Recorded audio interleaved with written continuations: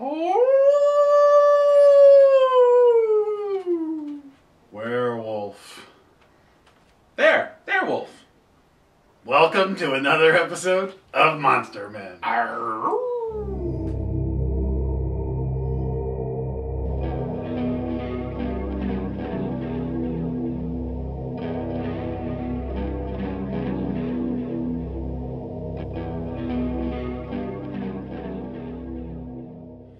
Today's episode, we're going to talk about something near and dear. I always say near and dear to our heart, but Well, this is near and dear to our heart.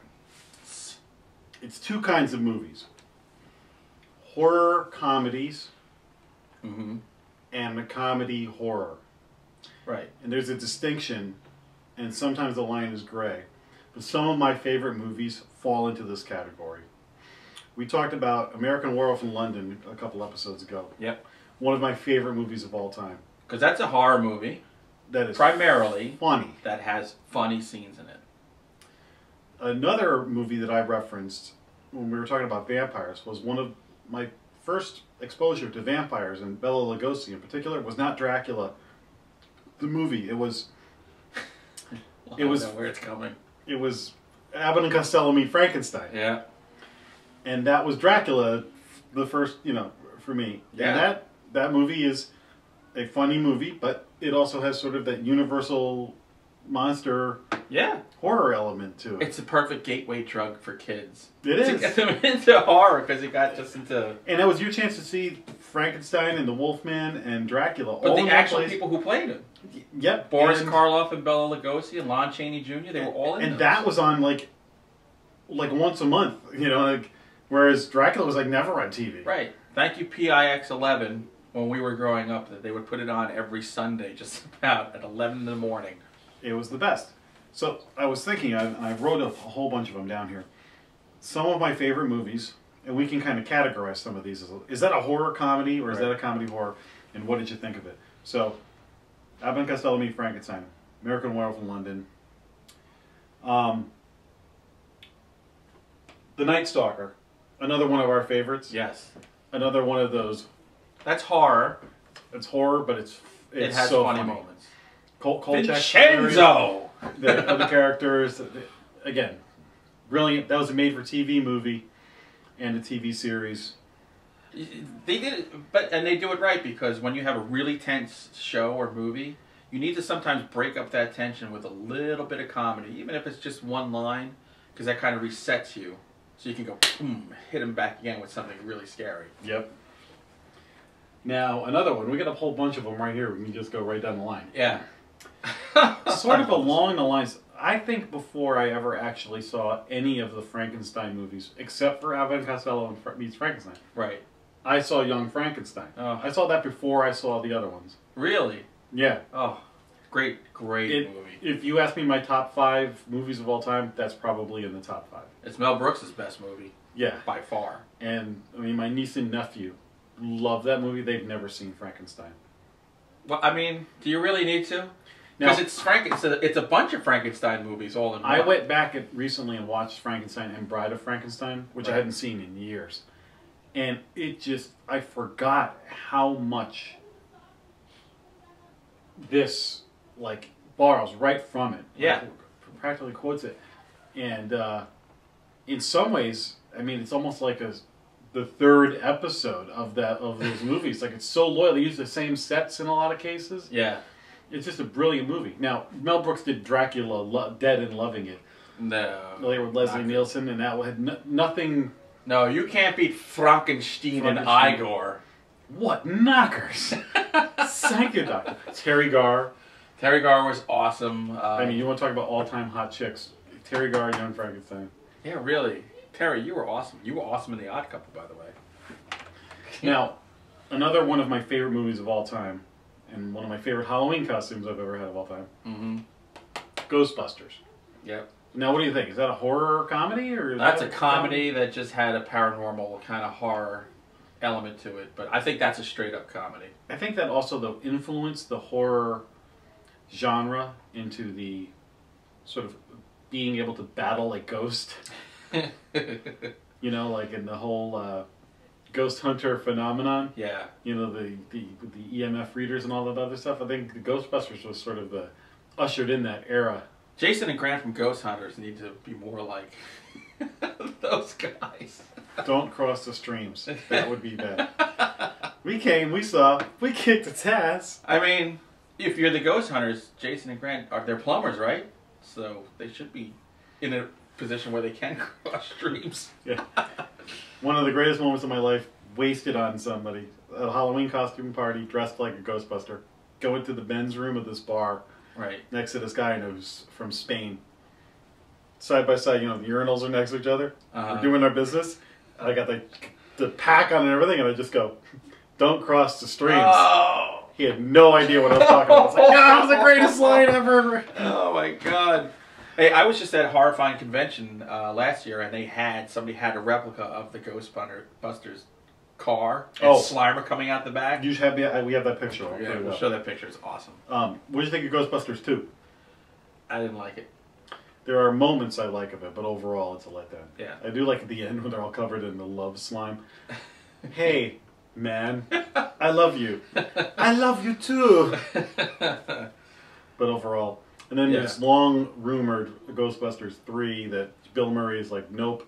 And he's like, the only way I'll do it is if I die and I'm a ghost. I was going to say, they'll all be ghosts by the time they come up with the Ghost Hunters 3. Although, you know, spoiler alert, Bill Murray's cameo in Zombieland.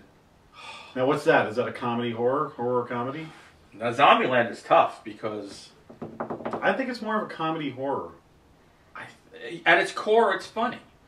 It has horrific images and it has some scary stuff, but I would guess, I'd put that comedy horror because it's funny. But the other zombie movie you could put in there would be Shaun of the Dead. Shaun of the Dead, which was the is best. One of my favorite zombie movies of all time. It's hilarious. I think at its core, it's a comedy movie. It's a definite spoof. But in its own right, it's a great zombie movie. Let me tell you, my favorite scene in this is when he wakes up in the morning and he doesn't realize that all the stuff's gone on, and he's going in to get what's the milk, and he's slipping on blood and just completely oblivious. You've got red on you. That's a great movie. I think that and Zombieland are two of the funniest movies of the last 10 years. If you haven't seen, Shaun of the Dead doesn't get as much play as Zombieland, but Shaun of the Dead's better, I think. Yeah, it is. And Simon Pegg, who went on to be Scotty in a new Star Trek movie, and is now one of the big... Simon rocks. Yeah, he's awesome. Not that he's hot. Another horror movie that was... You're watching it going, well, the part 1 of this was a pretty scary movie for its time. And part 2, you're like, wait, this is kind of scary, but it's funny as hell, too. It was Evil Dead 2. Oh, Evil Dead 2 is crazy. Especially when he's fighting his own hand. Yeah, it took like Evil Dead 1, which was straight up horror, with some moments that were kind of like funny. And part 2 was just straight up Evil Dead, it's almost a remake of Evil Dead 1. Right, with less people. Funny. Less people and funnier. Right. But there's some genuinely scary movies. They both are dated, like when you watch them now, especially Evil Dead 1. Yeah. But then part 3 is just a flat out comedy. Yeah. Give me some sugar, baby. Army of Darkness. This is my boomstick! Come on, make Bruce Campbell a legend. So those Evil Dead 1 is a horror. I'd say Evil Dead 2 is a horror comedy. It's hard. That's another one that rides. I think it's all three. I think you got a horror comedy, and then comedy horror. Oh Jesus, yeah. Army of Darkness is comedy horror. Yes. There's a new movie I haven't seen. Have you seen this? Dale and Tucker versus Evil. No. Morgan saw it and said, "Hi, Morgan." Morgan. He said it's in that gray area. Isn't that it's a show on like Chiller or FearNet, or is it a movie? No, it's a movie. Oh, it's a movie. I don't know who's in it. Because that's a new thing that's on. Like those channels have miniseries that are horror comedies. I haven't watched them though. Some of the trauma. Remember Mother's Day? So all horrific. Mother's Day with Ike and Adley? Yes. Punk Rock Sucks. That was kind of a comedy, but it was a horror movie. Right. That whole... that the same people like did Toxic Avenger and all those things. Yeah, Tales from the Crapper. They just remade Mother's Day. I haven't seen the remake yet. I think Rebecca De Mornay's in it, but it's a whole different... Rebecca De Mornay? Not the one from Seinfeld, the real one. Yeah, Risky Business. Yeah, The Hand That Rocks the Cradle. We should do a whole show on her. Yeah. What else do you have on that list? Scream. I don't like Scream. Scream was a horror movie with a sense of humor, and then there's a million of them now. But Scream to me is ground zero for crap horror. That's just my opinion. Now, Scream gave birth to Scary Movie, and the Scary Movie... Yeah, and look what... made Anna Faris a star. Alright, I give her that. She would have been a star anyway. Some good Chris Elliott moments, and I think it's the second one. I Know What You Did Last Summer. Like, it created these really crappy, I don't know, just homogenized horror movies. With the Party of Five kind of cast in a horror movie. Final Destination. Like, all that stuff to me came from that little seed that is Scream. Scream. I just sat there like, oh. Scream is most famous for killing Drew Barrymore in the first 5 minutes. And it's sort of like we say in Walking Dead, you never know who's going to die. Right. It gave the, oh, what big star is going to die in this? And then it became a predictable thing. Then it's a franchise. Now, another one that we, I don't know if it's over here. It's over here. We talked about Nightmare on Elm Street Part 3 being a horror movie that was funny, and that's what made Freddy. And then Freddy vs. Jason is another horror movie that just is funny as hell. Yes. But I don't think it's a comedy, but it's a funny... Yeah, I don't think they set out to... Well, that was at the point... After 3, Nightmare on Elm Street were almost all comedies. Yeah, they were horror... That had horror. Freddy was a comedic... Yeah. So this one has some really funny parts in it. Yes. What else on my list? What do you have? Well, Leprechaun. Jennifer Aniston. Got her start. Come on. And I mean, you had to have a sense of humor to watch Leprechaun. I mean, there's like 3 or 4 of them now. Actually, supposedly they're making another Leprechaun movie, but not with... Is it Billy Barty, who was the Leprechaun? Billy Barty's dead, yeah, so... Is he dead? Oh, he's long gone. Was he the Leprechaun? He's in a tiny coffin. Was he the Leprechaun? He could have been. I like me pot of gold. It's going to be called like Red Clover on the Sci-Fi Channel. I don't... It's going to be a Leprechaun, but I don't know if it's just the Leprechaun. It's going to... How about Leprechaun in Space and Leprechaun in the Hood? Leprechaun in the Hood, maybe the greatest name of a... But at least when he went to space, he wasn't alone. Because he was there with Jason in space and Hellraiser in space. What are you thinking in Hollywood? Jason in Space has some pretty funny moments in it. That was almost the... Oh my god, but seriously, what drugs... I mean, I know that cocaine is prevalent in Hollywood, but how much blow are you doing where this gets green-lighted and you throw millions of dollars into it? I don't get it. A couple of things, when we were kids, I don't want to get totally into TV show monsters and stuff, but one of the first funny monsters I ever encountered, somebody mentioned this, Lucy mentioned this on the Facebook page. Gossamer. You wouldn't know his name unless you Google it. Yeah, it's Bugs Bunny. It's Bugs Bunny, the big red monster. Monsters are just fascinating people. They live such fascinating lives. I always love that one. Yes. With the little mad scientist. Come back here, you... That's why I learned what ether does to you. No, you I thought ether could make you float on air. Yeah. There was also a witch in... is it Bugs Bunny or Woody Woodpecker? And away we go. That was I think that was Bugs Bunny. She had the witch. Her hair would stay. And the Little Rascals, too, had some great, like, scary episodes, like, where they go into the funhouse. The din, din, din. Which I think if you watch... It's so hard to find Little Rascals now, but I think if you watch that with a kid, I think a kid might get a little scared of it. Yeah, that's what I'm saying. When we were little, we were really little, and you watch it, you were like, oh, it's a little bit... Yeah. On the... Imagery that they won't do now. Then there was the Tremors movies. With Tremors, the first Tremors was really good with Reba McEntire and Michael Kevin Gross. Bacon. Yeah, that was really good. That was a good movie. My wife loves... I think she loves all of the Tremors movies, but to me, you had one... Got a sense of humor, too. And then the others kind of went... Arachnophobia also has a pretty good sense of humor. Yeah, Arachnophobia. And has really scary moments. I mean, anybody who doesn't like spiders... I watched that movie with my friend Beth, and she had long fingernails, and at one point she just like got scared, grabbed my leg, and like, you know when you grab somebody's knee, it tickles? Yeah. It startled me and tickled me at the same time, and I just jumped like, ah! Wasn't Kari Wuhrer in that? No, she's in Anaconda. Oh, so who was the With girl J-Lo. in Arachnophobia? We don't know now, but later on in post-production, Something Jack tells is going to put it down here. I thought it was Kari Wurr. I might be wrong. No, and I know my Kari Wurr. Thinner. She isn't thinner.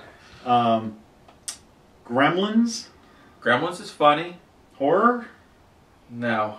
No? No. A little bit of a scariness to it, but... That's like if E.T. pooped something out, it would be a gremlin. How about The Frighteners with Michael J. Fox, the Peter Oh, Jackson you know what? movie? That's a comedy that has some scary moments to it. Yeah, I was done watching well. it, not going, is this supposed to be funny or is this supposed to be scary? Yeah, that's a movie nobody ever talks about. Well, That's Peter really Jackson's funny. not very proud of it, from what I know. I don't understand why. I've seen some of his other crap, and that was actually pretty good. Oh, and then there's for the Twilight crowd, they did Vampires Suck. Oh, yeah. Which we're not the target audience for that. So. We did rent it, I think more so I could upset my kids who were into that, but I don't even know if we finished it. It was so terrible. So, that's about all I've got from, Fright Night. The original Fright Night? The original Fright Night. Peter Vincent, vampire. Another one that one's right in our sweet spot because it was made for our generation. Mm-hmm. And the new one is, I love the new one. We'll talk about that. We have to do a whole Fright Night episode. But you're right. Fright Night is a funny movie, especially if you grew up in the 80s. The 70s and 80s, you'll love it. And the remake has got some pretty funny parts too, but that's I gotta watch the remake. Chris Sarandon has some great moments as the vampire in that. That Hello, was great. Charlie.